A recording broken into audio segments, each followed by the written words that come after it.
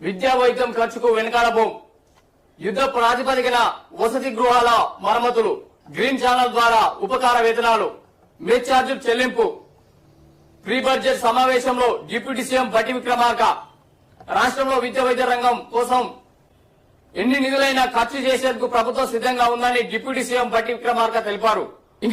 ఇంకా 2 సంవత్సరాల పైగా అవుతుంది మీరు అధికారంలోకి వచ్చి, ఇంకా ఇది చేస్తాము అది చేస్తామని చెప్పుకుంటూ పోవడమే, కాలయాపన చేయడమే తప్ప మీరు ఇప్పుడు ప్రస్తుతం జరుగుతున్న విద్య గురించి ఎందుకు భట్టి విక్రమార్క గారు మీరు గతంలో కూడా విద్యా హక్కు చట్టం పైన గత కేసీఆర్ ప్రభుత్వంలో మీరు మాట్లాడరు, అది ఎందుకు ఇప్పుడు మన రాష్ట్రంలో మీరు ఇంప్లిమెంట్ చేస్తలేరు?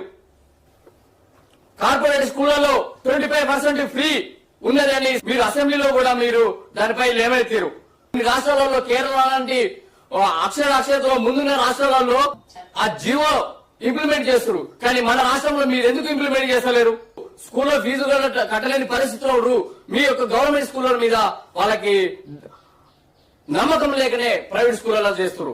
ఇలాంటి ప్రైవేట్ స్కూళ్ల కొరకు కూడా సెంట్రల్ గవర్నమెంట్ గతంలో తీసుకొచ్చింది 2009 విద్యా హక్కు చట్టం అనేది తీసుకొచ్చింది. దానిపైన ప్రైవేట్ స్కూళ్లలో 25% పేద విద్యార్థులకు ఫ్రీ విద్య ఇవ్వాలని జీవం ఉన్నది. కానీ మరి మీరు ఇప్పుడు అధికారంలో ఉన్నారు, మీరెందుకు ఆ విద్య గురించి మీరు ఆ చట్టం గురించి మాట్లాడతలేరు? అది ఎందుకు ఇంప్లిమెంట్ చేసలేరు? అది చేయండి సార్. ముందరాలు హాస్టల్ మీద నమ్మకం లేక ప్రైవేట్ స్కూళ్లలో చదువుకుంటారు, మరి వాళ్ళకు వెసులుబాటు కల్పించే అవకాశం ఉన్నా కూడా ఎందుకు మీరు చేస్తలేరు? కానీ ఇప్పుడో చేసే దాని గురించి యంగ్ ఇండియా అని అలాని ఈ ఇండియా అని చేస్తారు, కానీ ఇది ఎందుకు మీరు ముందుకు చేస్తలేరు? ముందు అది చేయండి సార్. ప్రజలకి మీరు చిత్తశుద్ధి ఉంటే ఎస్సీ బీసీ ఎస్టీ మైనారిటీ పిల్లల పైన మీ కార్పొరేట్ స్కూళ్ళకి మీరు ఒత్తాసు పడకుండా ఉంటే ఆ చట్టం మీరు ఇంప్లిమెంట్ చేసే అవకాశం మీ చేతుల్లో ఉన్నది కదా.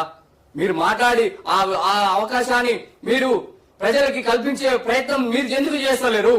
మీకు లక్షల కోట్లు ఖర్చు పెడుతూ అంటారు, మీరు అది అన్ని రాష్ట్రాల్లో ఇంప్లిమెంట్ చేస్తారు, మన రాష్ట్రంలో ఎందుకు చేస్తలేరు? మీకు దానివల్ల ఏం నష్టం జరుగుతుంది? దానివల్ల మీకు లాభం ఉందా నష్టం ఉందా? అంటే కార్పొరేట్ స్కూళ్లు మీ వ్యవస్థలో రాజకీయ నాయకులు ఉన్నాయి కాబట్టి మీకు లాభం ఉందా అని ఆ జీవోని మీరు ఇంప్లిమెంట్ చేస్తలేరు.